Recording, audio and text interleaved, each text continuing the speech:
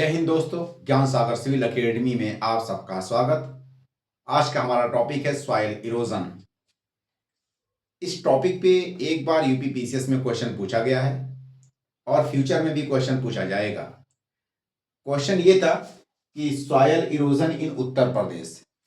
तो ये एक इम्पॉर्टेंट टॉपिक है। यहाँ पे हम पीवाईक्यू लिख सकते हैं क्योंकि इस पे क्वेश्चन ऑलरेडी यूपीपीसीएस में पूछा गया था। इसी से संबंधित दूसरे टॉपिक्स जो भी हैं सॉइल इरोजन से मल्टी डायमेंशंस में, हमने प्रयास किया कि सारे टॉपिक्स को कवर कर लूँ, कैचअप कर लूँ। तो हम स्टार्ट करते हैं। पहले जानेंगे कि सॉइल इरोजन क्या है, उसके बाद सॉइल डिग्रेडेशन के बारे में बातें करेंगे, then UP specific soil erosion के बारे में बातें होंगी। उसके बाद क्या है कि लास्ट में government initiatives to address soil problems. Then UP में जो सॉइल इरोजन के प्लेसेस हैं अलग अलग, कहाँ कौन सी कंडीशन अप्लाई हो रही है, उसका एक मैप बनाऊंगा मैं। ठीक है, तो let us start. What is the soil erosion? Soil erosion का मतलब कि मृदा की जो ऊपरी लेयर है वो लेयर वेयर आउट हो जाए, यानी कि छिल कर करके कहीं एक जगह से दूसरी जगह मूव कर जाए। तो उसी ऊपरी लेयर का रिमूवल, वेयरिंग आउट या wearing up, removal of top soil layers is called soil erosion. तो removal of top soil by mobile agents, ठीक है, removal of top soil by mobile agents like running water, sea waves and winds. ये क्या है कि सारे के सारे एजेंट्स हैं सॉइल इरोजन के, जैसे कि रनिंग वाटर या rivers, winds, sea waves and also glacier. Glacier भी एजेंट है सॉइल इरोजन का। उसी कॉन्टेक्स्ट में हम बातें करेंगे कि जो मृदा अपरदन, मृदा अपरदन क्या है? जब मृदा या मिट्टी का ऊपरी लेयर रिमूव हो जाए, वेयर आउट हो जाए, किसके द्वारा? या तो विंड्स के द्वारा, या सी वेव्स के कारण, या फिर आपका जो है वाटर, रनिंग वाटर, या रिवर्स, या ग्लेशियर। इनमें से कोई भी एजेंट हो, किसी के द्वारा मिट्टी का ऊपरी लेयर एक जगह से दूसरी जगह रिप्लेस हो जाए, उसी को सॉइल इरोजन कहते हैं। नेक्स्ट पॉइंट क्या है कि causes of soil erosion. Soil erosion के कॉजेज क्या है, कारण क्या क्या है? तो मृदा अपरदन के कारण क्या क्या है, हमने यहां पे दो भागों में डिवाइड किया है कि दो कारण हैं। एक फैक्टर आपका नेचुरल फैक्टर है पहले नंबर पे, नेक्स्ट नंबर पे आपका एंथ्रोपोजेनिक फैक्टर है। ठीक है, मानो इटसेल्फ इसका एक फैक्टर है मृदा अपरदन का या सॉइल इरोजन का। पहले नंबर पे देखेंगे नेचुरल फैक्टर क्या क्या है सॉइल इरोजन के। नंबर एक पे आपका स्टीप स्लोप, नेक्स्ट नंबर पे heavy rainfall, then strong wind, then strong sea waves. ये फैक्टर हैं सॉइल इरोजन के। स्टीप स्लोप का मतलब कि जब आपका स्लोप यानी कि ढलान पहाड़ का स्टीप हो, ऐसे वर्टिकल हो या इस तरह से हो, तो वहां पे सॉइल इरोजन ज्यादा होगा। जब ढलान जेंटल हो, ठीक है, तो उस वहां पे सॉइल इरोजन कम होगा। वही पॉइंट है कि हाई रन ऑफ, ऐसी कंडीशन में रन ऑफ वेलोसिटी ज्यादा होगी, पानी का जो बहाव है बहुत तेजी के साथ होगा जब स्टीप स्लोप होगा। जैसे कि माउंटेन एरियाज में हम देखते हैं कि बहुत सीवियर सॉइल इरोजन होता है, बहुत तेजी से सॉइल इरोजन होता है माउंटेनियस एरियाज में, जैसे कि हिमालय, क्योंकि वहां पे स्टीप स्लोप है, इसके कारण। नेक्स्ट नंबर पे आपका हैवी रेनफॉल। हैवी रेनफॉल का मतलब कि जब बारिश बहुत ज्यादा होती है, जैसे इक्वेटोरियल और मानसून वाले एरियाज में, तो वहां सॉइल इरोजन की मात्रा बहुत ज्यादा देखी जाती है। इसी कारण यूपी या इंडिया लेवल पे हम देखते हैं कि सारा का सारा हिस्सा, सारा का सारा पार्ट किसमें है, भाग किसमें आता है, मानसून वाले क्लाइमेट वाले भाग में आता है। इसी कारण यहां पे सॉइल इरोजन बहुत ज्यादा है, क्योंकि हैवी रेनफॉल होता है, टोरेंशियल रेनफॉल, मूसलाधार बारिश, स्ट्रांग विंड। एरिड और सेमी एरिड एरियाज में सॉइल इरोजन बहुत तेजी के साथ वायु या हवा के बहने के कारण होता है, जैसे कि स्ट्रांग विंड कह सकते हैं। राजस्थान में आप ये कंडीशन देख सकते हैं या डिजर्ट एरियाज में ये कंडीशन देख सकते हैं। स्ट्रॉन्ग सी वेव्स, यानी कि समुद्र की जो लेयर होती है, लहर ऊपर एकदम जो वो इस तरह से फ्लो करती है, तो सी वेव्स वो कहीं ना कहीं जा करके कोस्टल एरियाज में स्ट्राइक करती है और ऊपर की मिट्टी या मृदा को अपरद करती है या उसको छील छोड़ करके ले करके भाग जाती है, अपने साइड में लेके चली जाती है। उस कंडीशन को कहते हैं स्ट्रॉन्ग सी वेव्स। ये मोस्टली कोस्टल एरियाज में देखा जाता है। जैसे कि इंडियन कॉन्टेक्स्ट में अगर हम बातें करें तो मालाबार कोस्ट में सी वेव इरोजन बहुत ज्यादा है। तो मालाबार में क्या है, सी वेव यानी कि समुद्र की जो तरंगे हैं, जो वेव्स हैं, उसके कारण सॉइल इरोजन बहुत ज्यादा मालाबार कोस्ट में है। Rate of soil erosion increasing day by day due to global warming, climate change. Global warming और क्लाइमेट चेंज के कारण सॉइल इरोजन बढ़ता चला जा रहा है। कहीं पे ड्राई की कंडीशन बढ़ रही है, कहीं पे ड्रॉट रेगुलर हो रहा है, कहीं पे बारिश एक्सट्रीम लेवल पे होना शुरू हो गया। सी लेवल भी राइज हो रहा, बढ़ रहा, समुद्र का जो लेवल है वाटर का, सरफेस का, वो भी ऊंचा हो रहा है, जिसके कारण बहुत भारी मात्रा में कोस्टल एरियाज सबमर्ज हो जा रहा है ओशन के अंदर। ये सारे फैक्टर्स हैं आपके सॉइल इरोजन के, जो कि नेचुरल फैक्टर है। मैन मेड फैक्टर्स कौन से हैं, यानी ह्यूमन बीइंग के द्वारा कौन कौन से फैक्टर्स हैं, जिसको हम एंथ्रोपोजेनिक फैक्टर्स कह सकते हैं। ठीक, नंबर 1 पे डिफॉरेस्टेशन। डिफॉरेस्टेशन के कारण सबसे ज्यादा सॉइल इरोजन की कंडीशन इक्वेटोरियल और मानसून वाली क्लाइमेटिक कंडीशन में आप देख सकते हैं। इक्वेटोरियल की बात करें कि अमेज़न फॉरेस्ट को बहुत मास लेवल पे, मैसिव लेवल पे डिफॉरेस्टेशन हो रहा है, तो उसका एग्जांपल बेस्ट यहां पे है, अमेज़न बेसिन इक्वेटोरियल फॉरेस्ट है। नेक्स्ट नंबर पे आपका मानसून क्लाइमेटिक कंडीशन में देखते हैं तो वहां पे भी सॉइल का इरोजन बहुत मास लेवल पे हो रहा है। जैसे कि आपका हिमालय है, तो नेपाल में डिफॉरेस्टेशन का लेवल बहुत ज्यादा है। इंडियन कॉन्टेक्स्ट में करें बात अगर, तो छोटा नागपुर प्लेटू, हसदेव के जंगल अभी भी काटे जा रहे हैं। तो ये छत्तीसगढ़ में हसदेव पड़ता है, वहां का भी जंगल बहुत ही मास लेवल पे कटाई हो रहा है। तो ये सारे फैक्टर्स हैं डिफॉरेस्टेशन, जिसकी वजह से मास लेवल पे सॉइल इरोजन होता है। फॉरेस्ट क्या करता है कि सॉइल की को जो उसकी जड़ें होती हैं ग्रिप में रखता है, पकड़ करके रखता है। ठीक है, तो सॉइल इरोजन को रोकता है फॉरेस्ट की जड़ें या कोई भी नेचुरल वेजिटेशन। ओवर ग्रेजिंग के कारण सॉइल इरोजन मेनली देखी जाती है आपका सूखे वाले एरियाज में, एरिड या सेमी एरिड एरियाज में।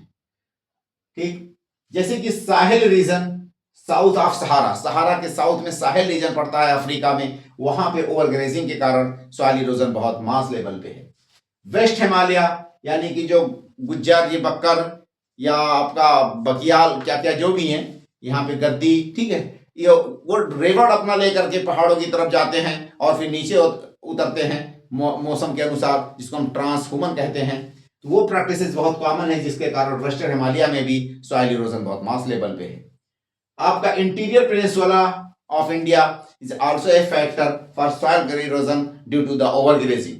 ओवरग्रेजिंग के कारण पेनिनसुला के भीतरी वाले भाग में भी, यानी इंडियन पेनिनसुला में, साउथ इंडिया में भी कुछ जगहों पे, इनलैंड साइड में, इंटीरियर पार्ट्स में भी सॉइल इरोजन की कंडीशन देखी जाती है।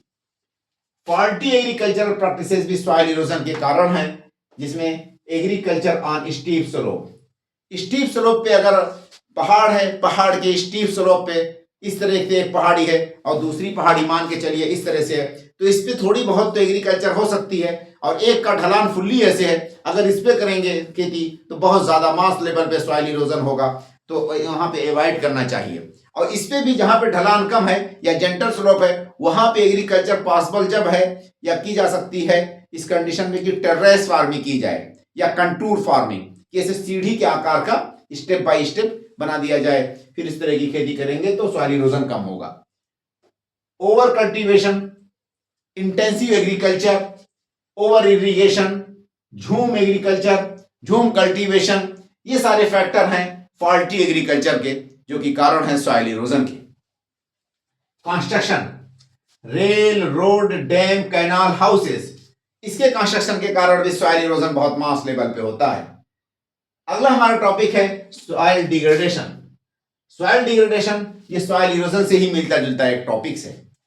डिग्रेडेशन में दो एस्पेक्ट होते हैं। डिग्रेडेशन में दो एस्पेक्ट होते हैं, एक तो आपका सॉइल का थिकनेस और एक आपका सॉइल की फर्टिलिटी। ठीक, दो इसके प्रोसेस होते हैं डिग्रेडेशन में। एक तो सॉइल की जो लेयर रिमूव हो गई, यानी कि सॉइल थिन हो गया, पतला हो गया उसकी लेयर, तो थिनिंग ऑफ द सॉइल। तो सॉइल की जो थिकनेस यानी कि कम हो जाए, तो थिकनेस यानी मोटापन सॉइल का जो है वो कम हो जाए, और सॉइल पतली हो जाए, पतली लेयर हो जाए, तो वो वाली कंडीशन क्या कहलाती है? इरोजन कहलाती है। तो वो भी इसी का ही पार्ट है, इसी का सब पार्ट है। इरोजन भी सॉइल डिग्रेडेशन का ही सब पार्ट है। नेक्स्ट पॉइंट क्या है कि फर्टिलिटी लॉस। ठीक, अब देखते हैं soil degradation. Decline capacity of soil to support plant growth and agriculture production and productivity.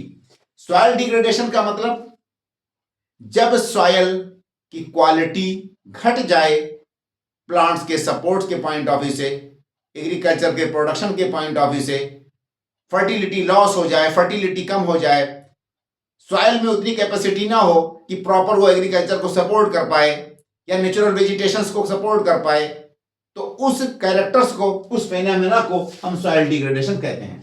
तो declining capacity of the soil to support plant growth and agriculture production and productivity is called soil degradation. तो जब soil की fertility loss हो जाए, soil की quality and character कम हो जाए और वो प्रॉपर प्लांट्स के ग्रोथ को सपोर्ट ना कर पाए, एग्रीकल्चर के प्रोडक्शन और प्रोडक्टिविटी के लिए सहायक ना रहे, तो इस कंडीशंस को, सॉइल की कंडीशंस को सॉइल डिग्रेडेशन कहते हैं। डिग्रेड होना यानी किसी चीज की कैपेसिटी, कैपेबिलिटी कम हो जाना, सॉइल की क्षमता कम हो जाए, वो एग्रीकल्चर को प्रॉपर सपोर्ट नहीं कर पाती है, या फर्टिलिटी लॉस हो जाए, उसको सॉइल डिग्रेडेशन कहते हैं। सॉइल डिग्रेडेशन दो कंडीशन मैंने यहां पे बताई कि two processes involves in soil degradation. एक तो आपका thinning of the soil, soil की लेयर छिल कर करके एक जगह से दूसरी जगह रिमूव हो जाए, तो सॉइल की लेयर जब पतली हो जाएगी उस वाली कंडीशन को क्या कहते हैं? सॉइल इरोजन कहते हैं। तो सॉइल इरोजन भी इसी में ही आएगा, सॉइल डिग्रेडेशन में। तो डिग्रेडेशन ब्रॉड टर्म है। दूसरे नंबर में सॉइल की फर्टिलिटी जब लॉस हो जाए, ठीक है, causes of soil degradation. Number एक पे तो देखिए सॉइल इरोजन। इरोजन का मतलब कि थिनिंग ऑफ द सॉइल के लेयर, सॉइल के लेयर का पतला होना, थिकनेस कम हो जाए, मोटापन जो सॉइल का है, जो लेयर है वो कम हो जाए, तो ऑटोमेटिक फर्टिलिटी लॉस हो जाएगी। ठीक है, क्योंकि सॉइल की सारी फर्टिलिटी, ह्यूमस कंटेंट कहां पे होता है? अपर लेयर में होता है। तो अपर लेयर जब छिल कर करके कहीं और चला जाए तो सॉइल की फर्टिलिटी लॉस हो जाएगी, इसका मतलब कि डिग्रेड हो जाएगा। तो सॉइल इरोजन भी एक फैक्टर है सॉइल डिग्रेडेशन का। नेक्स्ट पॉइंट आपका अल्कलाइजेशन एंड सैलिनाइजेशन। अल्कलाइजेशन का मतलब, सैलिनाइजेशन का मतलब क्या है कि जब साल्ट क्वांटिटी ज्यादा हो जाए सॉइल में, जो पीएच वैल्यू है उस पे 7 न्यूट्रल होता है, तो 7 से लेकर के 11 तक इस रेंज में कहीं पे सॉइल पे जब पीएच वैल्यू आ जाए, मोर देन 8 या 9 जब सॉइल में पीएच वैल्यू आ जाता है तो वो फर्टाइल नहीं रहता। उस कंडीशन को हम क्या कहते हैं सॉइल की? सैलिनाइजेशन या अल्कलाइजेशन। ठीक है, तो सैलिनाइजेशन एंड अल्कलाइजेशन का मतलब कि जब सॉइल की पीएच वैल्यू मोर देन 8 हो जाए, और ये 8 क्यों होगी? जब वहां पे एक्सेसिव लेवल पे फर्टिलाइजर यूज किए जाएं, केमिकल यूज किए जाएं, ओवर इरिगेशन होता रहे, उसको रिप्लेनिश होने का समय ना दिया जाए सॉइल को, उसको खेत को कभी भी खाली ना छोड़ा जाए, इंटेंसिव एग्रीकल्चर की जाए, टाइम टू टाइम उसमें एक्सट्रीम लेवल पे पानी या फ्लड इरिगेशन की जाए, तो वाटर के या साल्ट या आपके फर्टिलाइजर के, केमिकल्स के साल्ट उसमें डिपॉजिट होते रहेंगे, इसके कारण सैलिनाइजेशन या सोडिक या आपका अल्कलाइजेशन हो जाएगा सॉइल का, उसकी फर्टिलिटी लॉस हो जाएगी या सॉइल डिग्रेड हो जाएगा। ठीक, तो over irrigated, badly drained, water locked areas of arid and semi arid areas, वहां पे सॉइल अल्कनाइजेशन या सलिनाइजेशन की कंडीशन दे सकते हैं। जैसे Punjab, Haryana and west UP में जो ग्रीन रेवोल्यूशन वाले एरियाज हैं, जहां ग्रीन रेवोल्यूशन सक्सेस हुआ, वहां पे एक्सेसिव लेवल पे एग्रीकल्चर होती है, ओवर इरिगेटेड होता है, एक्सेस लेवल पे आपका फर्टिलाइजर होता है, डाला यूज किया जाता है, केमिकल्स यूज किया जाता है। Water logging caused by interruption in natural drainage systems. Natural drainage systems को जब यानी कि कभी डैमिंग, कभी बैराज बांध करके उसके नेचुरल फ्लो को रोक दिया जाता है, तो आसपास के एरियाज में वाटर लॉगिंग हो जाती है।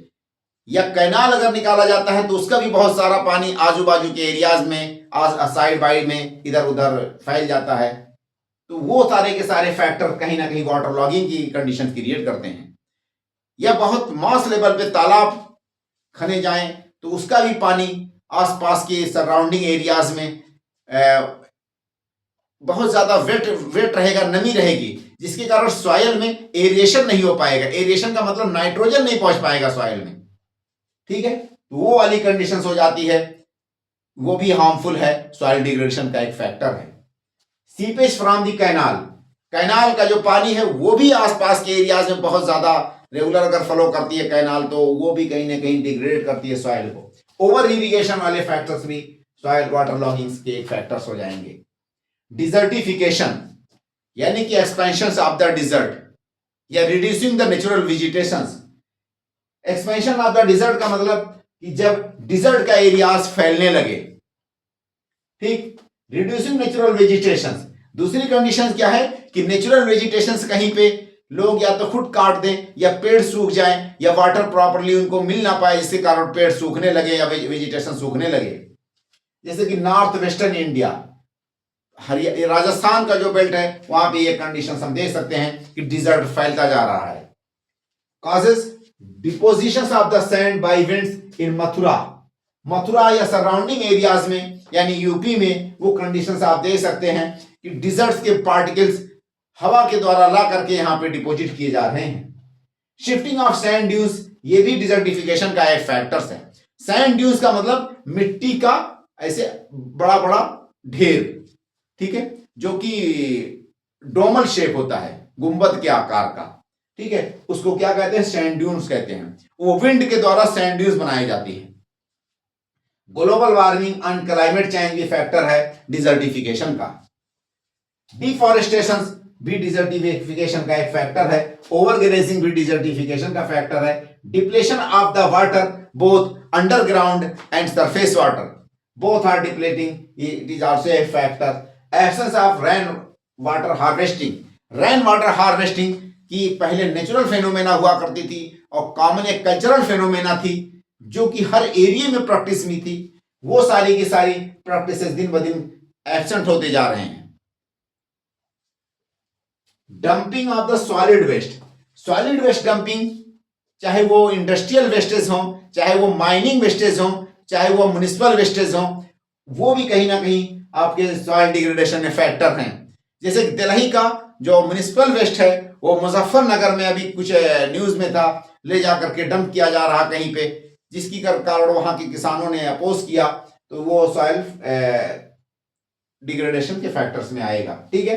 तो mining waste, industrial waste, municipal waste, these are the dumping of the solid waste, ठीक है।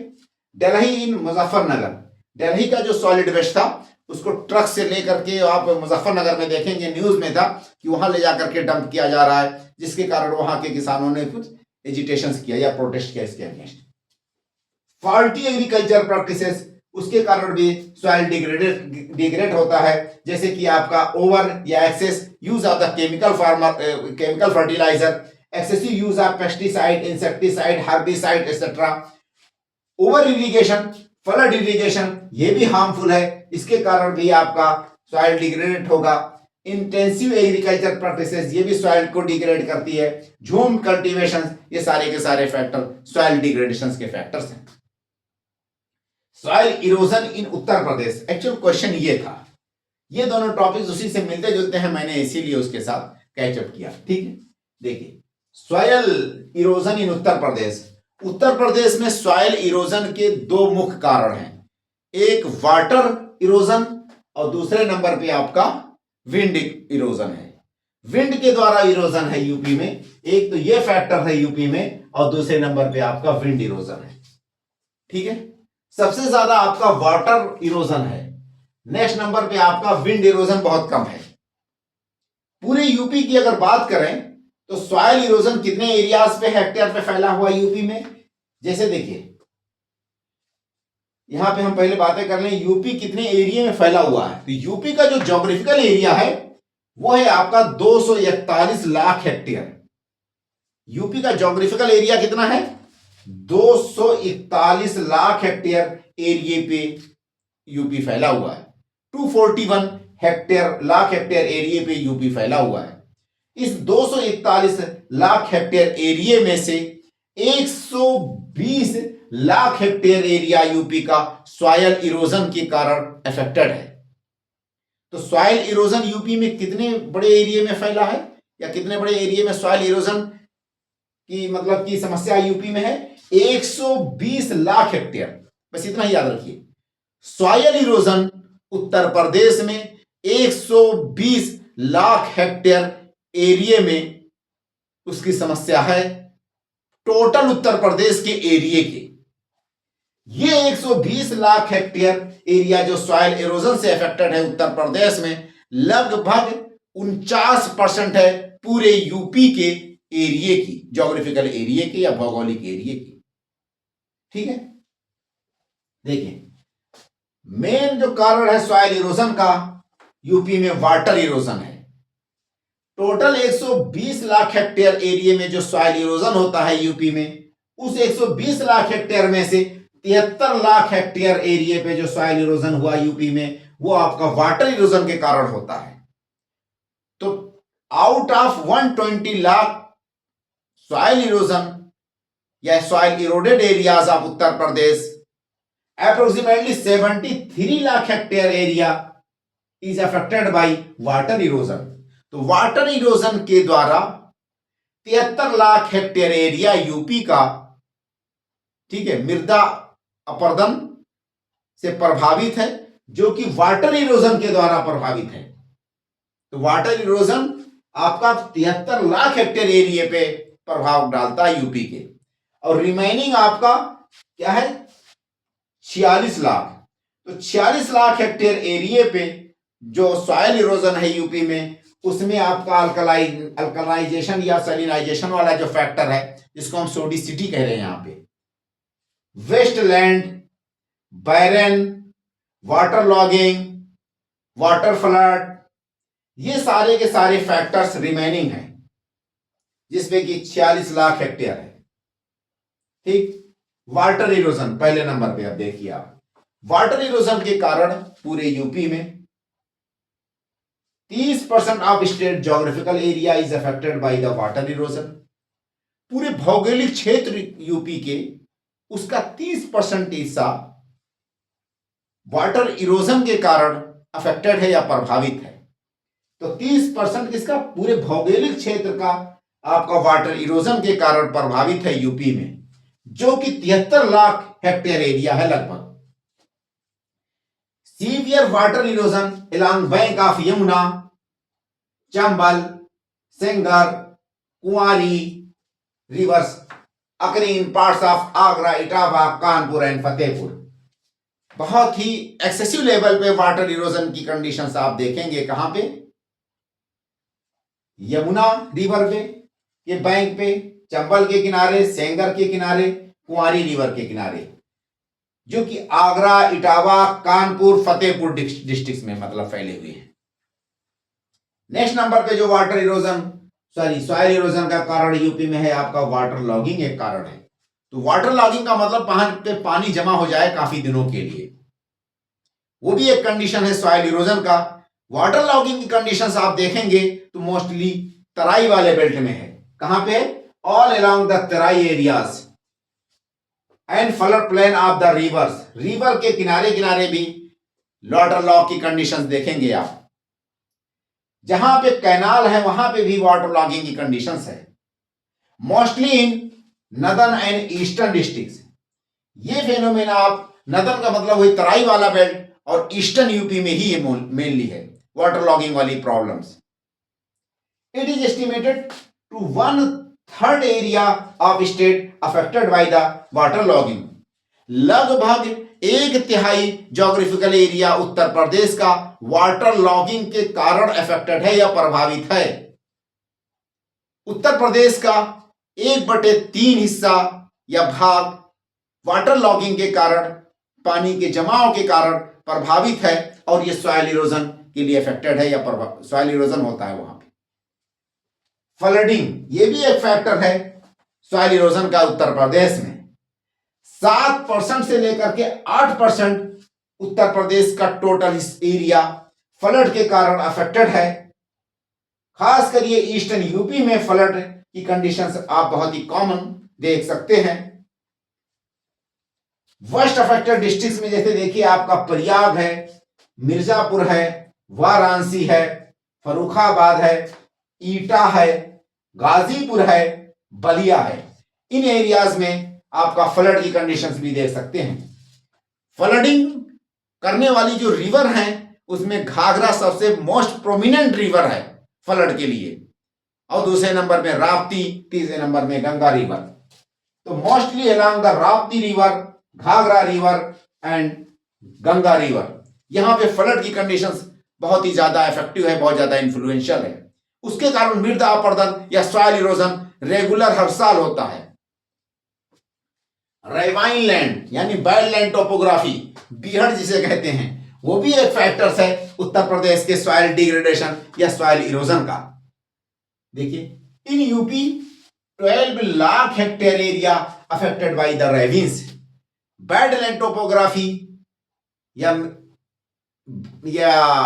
बीहड़ जिसे कहते हैं गांव की भाषा में, बीहड़ वाली कंडीशन उत्तर प्रदेश में लगभग 12 लाख हेक्टेयर एरिया पे फैला हुआ है। टोटल 5 डिस्ट्रिक्ट ऐसे हैं जो कि रेविन लैंड या बैड लैंड टोपोग्राफी वाली फीचर आप देखेंगे। वो 5 डिस्ट्रिक्ट में प्रोमिनेंट लेवल पे आपका आगरा और इटावा है। उसके अलावा देखिए बांदा है, हमीरपुर है और जालौन है। इन 5 डिस्ट्रिक्ट में लगभग 62% एरिया, पूरे इंडिया का जो भी रेविन्स है उसका 62% एरिया इन्हीं 5 डिस्ट्रिक्ट में फैला हुआ है। पूरे रेविन्स का, पूरे बैडलैंड टोपोग्राफी का लगभग 62% एरिया इन्हीं 5 डिस्ट्रिक्ट पे आधारित है। आगरा, इटावा, बांदा, हमीरपुर, जालौन, जिसमें बेतवा हो गई, चंबल रिवर हो गई, ये सब मेजर रिवर्स हैं बैडलैंड टोपोग्राफी या आपका रेविन लैंड फॉर्मेशंस के लिए। रेविन का मतलब इतना हाई लेवल पे सॉइल इरोजन होता है कि ऐसे रिवर समझिए कि एक तरह से गली इरोजन का एक्सट्रीम लेवल पे बहुत बड़े बड़े चैनल बन जाते हैं। ठीक है, वो मिट्टी के बड़े बड़े ऐसे तोंदे या मिट्टी के बड़े बड़े ऐसे वो लगा हुआ ढेर लगा रहता है, इस तरह से लगता है। कभी कभी वो मिट्टी प्लेन हुआ करती थी, वो इतना ज्यादा हाई लेवल पे कटाव छटाव हो जाता है यहाँ पे। ठीक है, देखिए बैडलैंड या ravine distributed in catchment of 14 rivers है। 14 रिवर ऐसे हैं यूपी के जहां पे बैडलैंड या रेविन वाली कंडीशंस क्रिएट करती हैं। टोटल 14 रिवर्स अपने कैचमेंट एरिया में बैडलैंड टोपोग्राफी बनाती हैं या रेविन्स क्रिएट करती हैं। उसमें प्रोमिनेंट नाम किसका है? चंबल का। यमुना है, चंबल है, सेनगर है, बेतवा है, ये सारी रिवर्स हैं।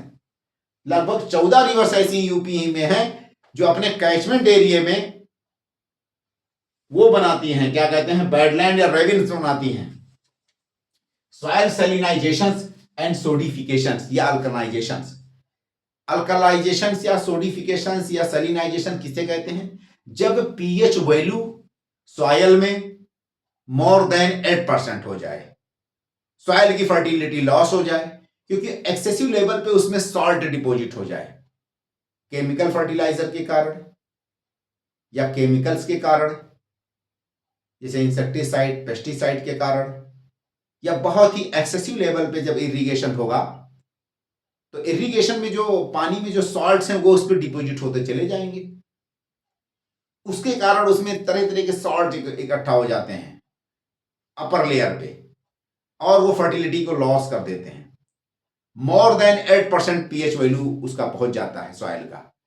उस कंडीशंस को या फेनोमेना को कहा जाता है सॉयल सैलिनाइजेशन या सॉयल अल्कलाइजेशन या आपका सोडिफिकेशन कहते हैं उसको, ठीक है।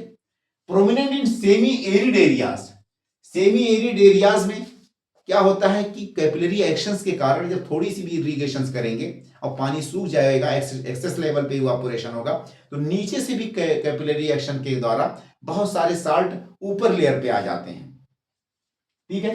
वर्स्ट अफेक्टेड डिस्ट्रिक्ट आपका देखिए मैनपुरी है, ईटा है, इटावा है, फतेहपुर है, अलीगढ़ है, फर्रुखाबाद है, कानपुर है, प्रयागराज है, सुल्तानपुर, आजमगढ़, बलिया।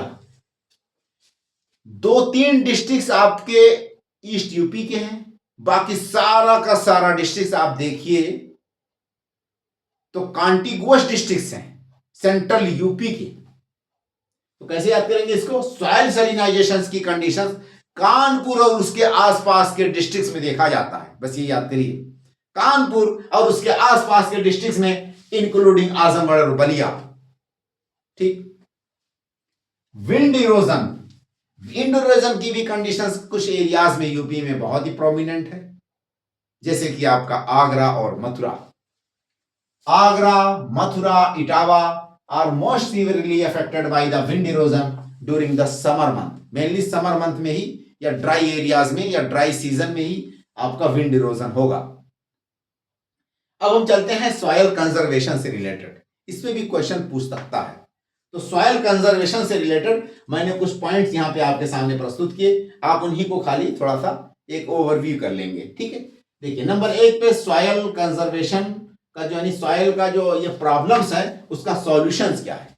सॉइल कंजर्वेशन का मतलब सॉइल की जो ये समस्याएं हैं उससे आप निजात कैसे पाएंगे, छुटकारा कैसे पाएंगे और उसका सॉल्यूशन क्या है। तो क्वेश्चन अगर सॉइल कंजर्वेशन पूछे या सॉइल की प्रॉब्लम्स का, समस्याओं का निदान यानी कि सॉल्यूशंस क्या है, या सॉइल इरोजन का सॉल्यूशंस क्या है, या आपका सॉइल डिग्रेडेशन का सॉल्यूशंस क्या है, तो ये सारे के सारे सॉल्यूशंस हैं या सॉइल कंजर्वेशन या सॉइल सॉल्यूशंस। इन समस्याओं का, चाहे वो सॉइल डिग्रेडेशन हो चाहे वो सॉइल इरोजन हो, इस तरह के क्वेश्चन पूछता है तो सॉल्यूशंस में या सॉइल कंजर्वेशन में यही पॉइंट्स आप मेंशन करेंगे। नंबर 1 में आपका एफॉरेस्टेशन एंड रिफॉरेस्टेशन। एफॉरेस्टेशन का मतलब कि नई जगह पे पेड़ लगाना, उसको एफॉरेस्टेशन कहते हैं। रिफॉरेस्टेशन का मतलब कि जहां पे पेड़ पहले था उसी जगह पे पेड़ को लगाना। जहां पहले पेड़ था, कभी फॉरेस्ट हुआ करता था और वो फॉरेस्ट या पेड़ सूख गया या काट दिया गया तो वहां पे पेड़ लगाया जाएगा तो उसको रिफॉरेस्टेशन कहेंगे। और जहां पे पेड़ है ही नहीं, कभी नहीं था, तो नई जगह पे अगर पेड़ लगाया जाएगा तो उसको एफॉरेस्टेशन कहेंगे। ये दोनों में डिफरेंस है। कंटूर फार्मिंग, कंटूर फार्मिंग को हम क्या कहते हैं? Terrace farming. टेरेस का मतलब सीढ़ियां, स्टेप बाय स्टेप फार्मिंग करना। जैसे ये आपकी पहाड़ थी, पहाड़ का ढलान कुछ इस तरह था, उसको काट करके सीढ़ी के आकार का, सीढ़ी के मतलब कि डिजाइन में, शेप में बनाया गया, तो उसको टेरेस यानी सीढ़ी के आकार का बना दिया गया। अब यहाँ पे जब पेड़ लगाया जाएगा या इरिगेशन होगी और यहाँ पे एक मेड़ बना दिया जाता है, बांध दिया जाता है, इस तरह से मेड़ बांध दिए जाते हैं या कोई ऐसे दीवार खड़ी कर देते हैं, फिर ये मिट्टी का जो अपरदन है वो रुक जाता है, ठीक है। तो इसको टेरेस फार्मिंग या कंटूर फार्मिंग भी कहते हैं। नेक्स्ट नंबर पे आपका मल्चिंग है। जब हार्वेस्टिंग की जाए क्रॉप्स की तो जड़ से ना काटा जाए, कुछ हिस्सा ऊपर छोड़ दिया जाए ताकि ये जो जड़ है ये कहीं ना कहीं मिट्टी को ग्रिप में पकड़े हुए है तो इरोड नहीं होने देगी, मिट्टी को वेयर आउट नहीं होने देगी, इरोजन नहीं होने पाएगा, क्योंकि ये जड़ को उसी मिट्टी में रहने दिया जाए। उसको कहा जाता है स्टबल मल्चिंग। स्टबल मल्चिंग का मतलब कि जो स्टबल है उसको थोड़ा सा मतलब कि हल्का सा ऊपर से कट किया जाए, कंप्लीटली उसको खत्म ना किया जाए और जड़ को इसी में मिट्टी में रहने दिया जाए ताकि इरोजन को रोके जब तक नई फसल ना लगाई जाए। तो इस कंडीशन को क्या कहते हैं? स्टबल मल्चिंग कहते हैं। नेक्स्ट नंबर आपका क्रॉप रोटेशन से। क्रॉप रोटेशन का मतलब कि एक पार्टिकुलर लैंड पे, खेत पे मल्टीपल क्रॉप्स एक साल में लगाए जाएं। जैसे एक बार सीजन में पल्सेस लगाई गई तो नेक्स्ट उसी के बाद वाला जो सीजन हो उसमें आप राइस लगाइए, राइस बोइए। उसके बाद मिलेट की खेती करिए, तो इसको कहेंगे क्रॉप रोटेशन। नेक्स्ट पॉइंट आपका जो है स्ट्रिप फार्मिंग। स्ट्रिप फार्मिंग का मतलब ऐसे लंबाई में, ठीक है, स्ट्रिप बना दीजिए अलग अलग। ये यानी कोई आपने क्रॉप लगाया है, उसके बाद अल्टरनेट दो, उसी के बाद एक लेयर बनाई, कॉलम बनाया, तो अल्टरनेट कॉलम बना दिया गया यहां पे और वही क्रॉप्स लगाई गई। तो सिमिलर क्रॉप का रोटेशन इन अल्टरनेट कॉलम, ठीक है। तो क्रॉप, सिमिलर क्रॉप का रोटेशन हो रहा है इन अल्टरनेट कॉलम, ठीक, उसको कहते हैं स्ट्रिप फार्मिंग। नेक्स्ट आपका ऑर्गेनिक फार्मिंग है। ऑर्गेनिक फार्मिंग का मतलब मैन्योर वगैरह का यूज किया जाए, केमिकल्स का यूज ना किया जाए। नेक्स्ट आपका माइक्रो इरिगेशन, जिसमें ड्रिप और स्प्रिंकलर इरिगेशन को प्रमोट किया जाए, फ्लड इरिगेशन को अवॉइड किया जाए। फ्लड इरिगेशन की जगह ड्रिप और माइक्रो इरिगेशन को प्रमोट किया जाए। Wind break wall and bushes, जो खेत है उसको चारों तरफ जैसे बाण लगाते हैं, कटीले तार लगाते हैं किसान आज के टाइम पे जानवरों से बचाने के लिए फसल को, वहां पे बुशेज लगा दिए जाए, झाड़ी लगा दी जाए चारों तरफ से, ठीक है। नंबर 1, कभी कभी वॉल खड़ी कर दी जाती है, तो या तो झाड़ लगा दी जाए, बुशेज उसके तरफ चारों तरफ लगा दिए जाए, तो उसको कहा जाएगा विंड ब्रेक वॉल या विंड ब्रेक बुशेज, ठीक है। तो कहीं कहीं वॉल लगा देते हैं, खड़ी कर देते हैं, और कहीं कहीं पे बुशेज यानी कि झाड़ ऐसे लगा देते हैं, ठीक।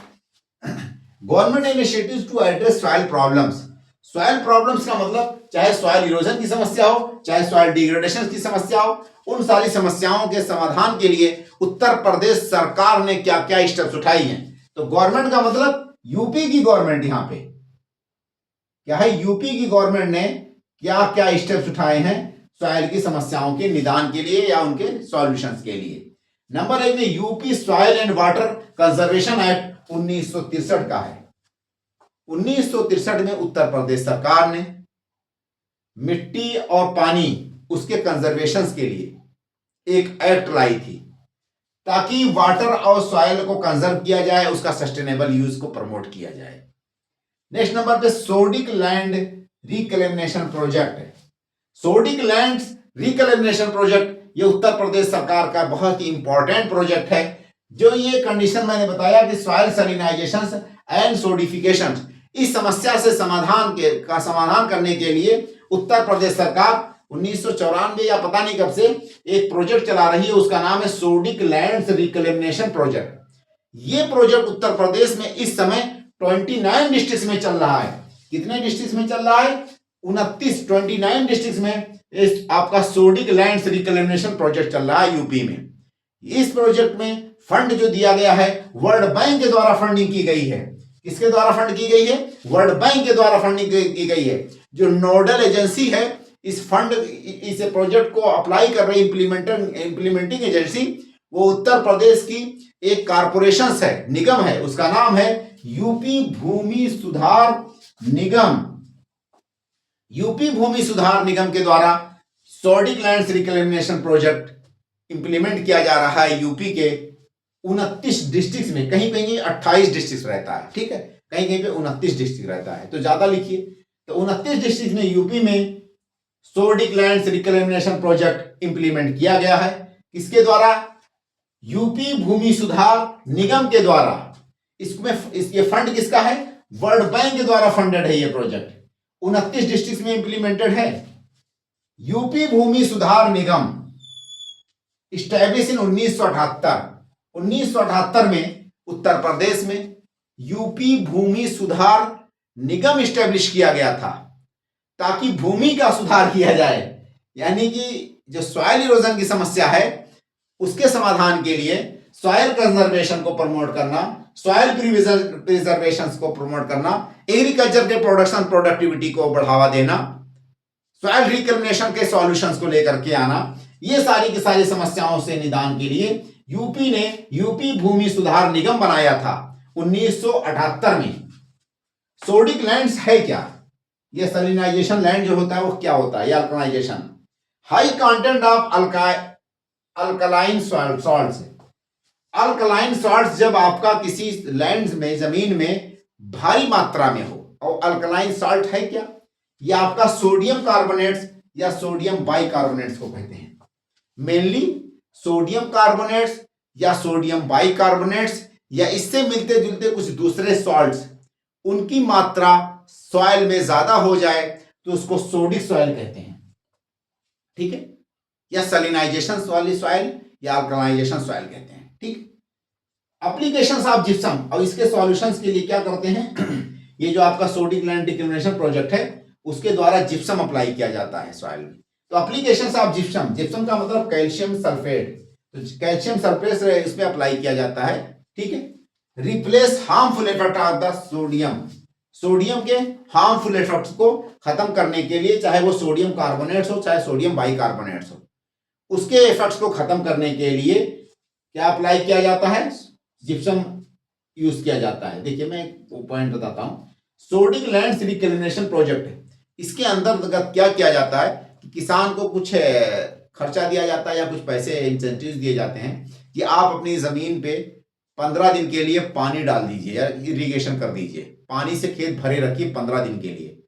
15 दिन के बाद ऑटोमेटिक वो जो सॉल्ट्स होता है वो जमीन में काफी डेप्थ में चला जाता है, नंबर 1 पे। दूसरे नंबर में उसके जस्ट बाद जब वो खेत सूख जाता है तो ये जिप्सम वहां पे उसका छिड़काव या पानी के थ्रू उसको फैला देते हैं इरिगेशन कर करके, ठीक है। इस तरह से कुछ टेक्निक अप्लाई करते हैं और उसका नाम क्या है, सोडिक लैंड रिक्लिनेशन प्रोजेक्ट। ये जिप्सम फ्री में भी गवर्नमेंट डिस्ट्रीब्यूट करती है। खेत तालाब स्कीम, उत्तर प्रदेश सरकार की एक बहुत इंपॉर्टेंट स्कीम है, उसका नाम है खेत तालाब स्कीम। इसका फार्म पॉन्ड स्कीम भी हम कह सकते हैं। राष्ट्रीय कृषि विकास योजना सेंट्रल गवर्नमेंट की एक स्कीम है जो कि अम्ब्रेला स्कीम है। सेंट्रल गवर्नमेंट की एक अम्ब्रेला स्कीम या फ्लैगशिप प्रोग्राम है, उसका नाम है राष्ट्रीय कृषि विकास योजना। इसी योजना के अंतर्गत ये खेत तालाब स्कीम चल रही है। तो सेंट्रल गवर्नमेंट की एक स्कीम है, उसका नाम है राष्ट्रीय कृषि विकास योजना, जो कि सेंट्रली स्पॉन्सर्ड स्कीम है। ये क्या है, राष्ट्रीय कृषि विकास योजना सेंट्रली स्पॉन्सर्ड स्कीम है। इसमें स्टेट गवर्नमेंट को भी फंड देना होता है। तो राष्ट्रीय कृषि विकास योजना की एक सब स्कीम है, उसका नाम है खेत तालाब स्कीम। मतलब इसमें 50% फंड सेंट्रल गवर्नमेंट देती है इस स्कीम के अंतर्गत, राष्ट्रीय कृषि वाले के अंदर, ठीक है, और 50% स्टेट गवर्नमेंट अपने तरफ से पैसा लगाती है खेत तालाब स्कीम में। 2 फेज हो चुके हैं। पहले फेज में वनली ये स्कीम चलाई गई थी, खेत तालाब स्कीम, बुंदेलखंड के 7 डिस्ट्रिक्ट्स में। सेकंड फेज में ये स्कीम चलाई गई है 167 ब्लॉक पूरे यूपी के 44 डिस्ट्रिक्ट में। पहला फेज इसका 60 डिस्ट्रिक्ट बुंदेलखंड वनली, ठीक है, और सेकंड फेज इसका 167 ब्लॉक्स ऑफ 44 डिस्ट्रिक्ट में खेत तालाब स्कीम चलाई गई है, इंक्लूडिंग बुंदेलखंड। सेकंड वाले में भी बुंदेलखंड मतलब शामिल है, वो 44 डिस्ट्रिक्ट में 7 डिस्ट्रिक्ट बुंदेलखंड के ही हैं, ठीक है, और रिमेनिंग अदर डिस्ट्रिक्ट। तो टोटल 167 ब्लॉक ऑफ 44 डिस्ट्रिक्ट, ठीक है, वहां पे खेत तालाब स्कीम चल रही है। इसके अंतर्गत मतलब कि स्मॉल एंड मीडियम तालाब खोदने के लिए, खनने के लिए पैसा दिया जाता है। जैसे कि अगर छोटा तालाब खोदा जाएगा तो उसके लिए 10,000 या 11,000 की इतना फंड देती है गवर्नमेंट, और आपका बड़ा मीडियम तालाब होगा, मीडियम साइज का आकार का, उसका वो भी है लगभग 22,000 रुपया की कितना फंड देती है गवर्नमेंट। नंबर 2, नेक्स्ट पॉइंट क्या है कि एक किसान को एक बार ही फायदा मिल सकता है, ठीक है, चाहे वो किसी भी चक पे या आपके खेत पे खोद सकता है, तालाब खुदवा सकता है, और 2 या 3 तालाब के लिए उसको पैसे नहीं मिलेंगे, खाली एक तालाब के लिए मिलेगा, ठीक। Initiative to revive 75 small rivers and tributaries across the state. Uttar Pradesh सरकार ने एक इनिशिएटिव उठाया है कि जो 75 स्मॉल रिवर्स हैं, चैनल्स हैं, उनको रिवाइव करने के लिए उसके देखिए कैंपेन चलाया जाएगा, focus on cleaning desilting of river beds. River beds को डीसिल्ट करने के लिए, यानी जो उसमें मलबा साल भर जमता रहता है रिवर बेड पे, तो उसको हटा करके उसको थोड़ा गहरा करना, चौड़ा करना, इस तरह से, ठीक है। रेन वाटर हार्वेस्टिंग पे भी फोकस किया जाएगा, उसके लिए भी कैंपेन चलाया जाएगा। प्लांटेशंस ड्राइव भी चलाए जाएंगे इसके अंतर्गत कि जो रिवर है तो रिवर के बैंक पे किनारे पेड़ लगाए जाएं। To improve water retention capacity and prevent erosion, soil erosion को रोकने के लिए, वाटर रिटेंशन कैपेसिटी को बढ़ाने के लिए ये सारे कार्य किए जाएंगे। ठीक है, तो सॉइल इरोजन भी इसमें इंक्लूडेड है। To raise UP's green cover to 15% by year 2030, Uttar Pradesh का एक मिशन मोड प्रोग्राम है कि 2030 तक 15% ग्रीनरी करना है या फॉरेस्टेड कर देना है एरिया। तो यूपी में अभी तक लगभग 9% जोग्राफिकल एरिया पे फॉरेस्ट है। कितना? 9% एरिया पे, चाहे वो सेपरेट ट्री हो या नेचुरल फॉरेस्ट हो, दोनों मिला करके कितना है? 9% एरियाज पे ग्रीनरी है। तो उसको 15% ग्रीन कवर कर देना है यूपी में 2030 तक, ये यूपी का टारगेट है। उसके लिए ग्रीन चौपाल बनाया गया है यूपी में, सभी ग्राम सभा में ग्रीन चौपाल बनाया गया, जो कि कम्युनिटी पार्टिसिपेशन को बढ़ाने के लिए, ग्रीनरी बढ़ाने के लिए या प्लांटेशन सैपलिंग्स लगाने के लिए, ठीक है, उत्तर प्रदेश सरकार ने ग्रीन चौपाल बनाया है हर ग्राम सभा लेवल पे। उस चौपाल को एक बार मीटिंग करना महीने में कंपलसरी है। इस चौपाल में जो भी गवर्नमेंट के कार्यकर्ता हैं या जो इंप्लॉइज हैं ग्रास रूट लेवल पे, जैसे प्रधान हो गए, कुछ वार्ड मेंबर्स हो गए, या आपका एनएम हो गई, आशा हो गई, या आपका टीचर्स हो गए एक आध, या ग्राम सेक्रेटरी हो गए, विलेज अधिकारी, ठीक है, ये सारे के सारे पंचायत अधिकारी जो भी हैं, ये सारे के सारे इसके मेंबर्स होंगे, और कुछ गांव के लोग भी मेंबर्स होंगे। वहां पे प्लांटेशन ड्राइव्स के लिए मोटिवेट किया जाएगा, मीटिंग किया जाएगा, और सप्ताह में कोई प्रोग्राम रखा जाएगा, और महीने में एक बार मीटिंग उसके लिए कंपलसरी है। ये क्या है? ग्रीन चौपाल इनिशिएटिव। तो ग्रीन चौपाल का मतलब कि मीटिंग करना ग्रास रूट पे, ताकि गांव की जो खाली जमीनें हैं, रोड बाई यानी रोड के किनारे या ऐसे कोई तालाब के किनारे, वहां पे सैपलिंग लगाए जाए, पेड़ लगाए जाए नए नए। ठीक है, ये उत्तर प्रदेश की एक स्कीम है। तो ये सारी हो गई। हम यहाँ पे एक मैप बना देते हैं ताकि आप लोगों को क्लियर हो जाए। देखिए,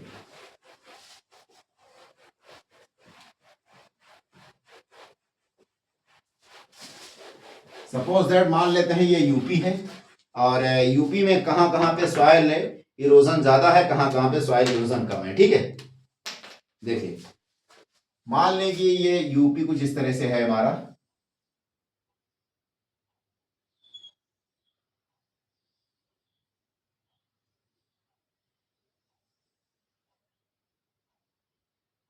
ठीक है, ये यूपी है।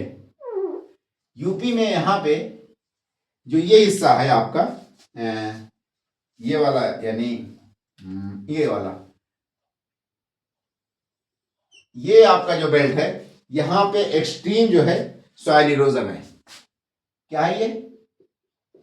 एक्सट्रीम लेवल है, level of soil erosion, soil erosion है ना, यानी मृदा अपरदन यह है इस वाले बेल्ट में बहुत एक्सट्रीम लेवल पे है। पहला पॉइंट।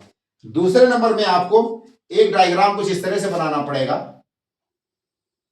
ठीक है, इसमें आपका हाई लेवल का सॉइल इरोजन है, एक्सट्रीम के बाद क्या आएगा आपका? हाई लेवल आ जाएगा। ये वाला जो बेल्ट है आपका high level of soil erosion. ठीक, नेक्स्ट पॉइंट आपका मॉडरेट जो है लेवल का सॉइल इरोजन है। यहां पे मॉडरेट लेवल है ये आपका सॉइल इरोजन का।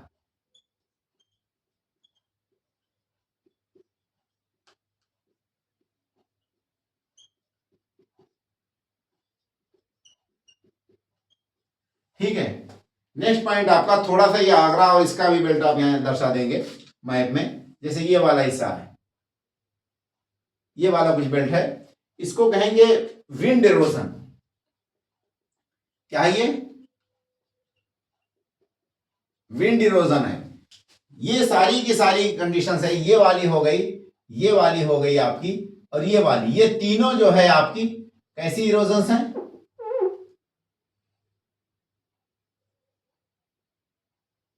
ये तीनों की तीनों आपकी क्या है? वाटर इरोजन है। ठीक है, तो वाटर इरोजन में सबसे फर्स्ट नंबर पे एक्सट्रीम लेवल पे आपका ये है, सेकंड नंबर पे ये है वाटर इरोजन आपका, थर्ड नंबर पे आपका वाटर इरोजन यहां पे है। विंड इरोजन की बात करें तो मात्र एक ही जगह पे हम विंड इरोजन देख सकते हैं यूपी में, ठीक है। तो एक ऐसे रफ डायग्राम बना कर सकते हैं। बट वाटर इरोजन तो आपका जहां भी रिवर्स है वहां पे भी वाटर इरोजन है। ये पूरा तराई बेल्ट आपका water erosion, water logging, flooding, ये सब की समस्याओं से जूझ रहा है, ठीक है। तो अब यहीं पे हम एंड करते हैं और आप लोगों से रिक्वेस्ट है मेरे चैनल को लाइक और सब्सक्राइब करें। ओके भाई, ऑल द बेस्ट।